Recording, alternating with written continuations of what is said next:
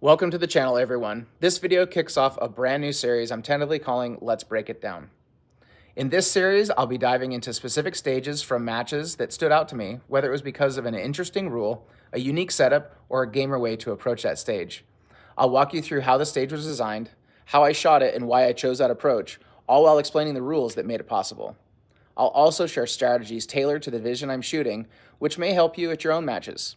Let's get into it. There are several factors to consider when it comes to table starts and open targets in IDPA, such as whether the firearm is loaded or unloaded and whether the stage includes any fault lines.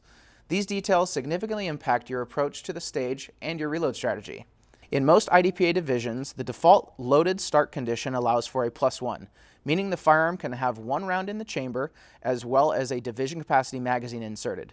For example, Carry Optics allows for 10 +1 rounds in a loaded start unless stated otherwise. The only exception to this rule are Bug, which is backup gun, and the revolver division, which do not permit a +1. The presence or absence of fault lines on a stage is critical. Fault lines define the shooting area and dictate the type of reload permitted. On a stage without any fault lines, any legal IDPA reload is allowed, whether it's a speed reload with a round in the chamber, a tactical reload, or a reload from slide block. Additionally, if the table is defined as a retention area, you can treat it as a viable option for staging or retrieving magazines on the clock. For this particular stage, the firearm started unloaded with the trigger guard positioned over an X on the table and a magazine also placed on the table over a separate X. Importantly, this stage did not include any fault lines. Instead, the shooting area was marked by boards on the ground. This lack of fault lines allowed for any legal IDPA reload during the course of fire.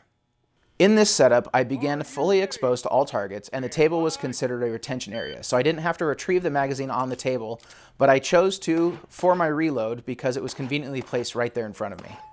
Once the buzzer sounded, I was faced with 3 levels of target priority since all targets were open and visible. IDPA rules require me to engage targets from near to far, and shooting in the CDP division, I had 8 rounds available, which was just enough to complete the first 2 levels of priority. I started with the closest target on the left, moved to the middle for the second level of priority, and then addressed the right target. The middle targets had an activator that revealed a higher priority target to my right. I engaged that target immediately before performing my reload. For my reload, I chose the magazine on the table because it was faster to access than the one that was on my belt. After reloading, I finished the engagement with the 3rd level of priority of targets in the back right target, and then the back left target. The back left target presented an additional challenge. It was partially obscured by a non-threat target.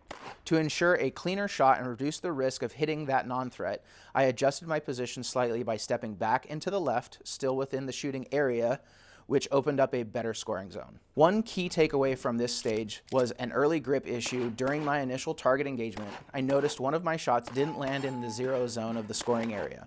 Since the stage was scored as unlimited, I quickly made up that shot at the end of my firing sequence to ensure better points.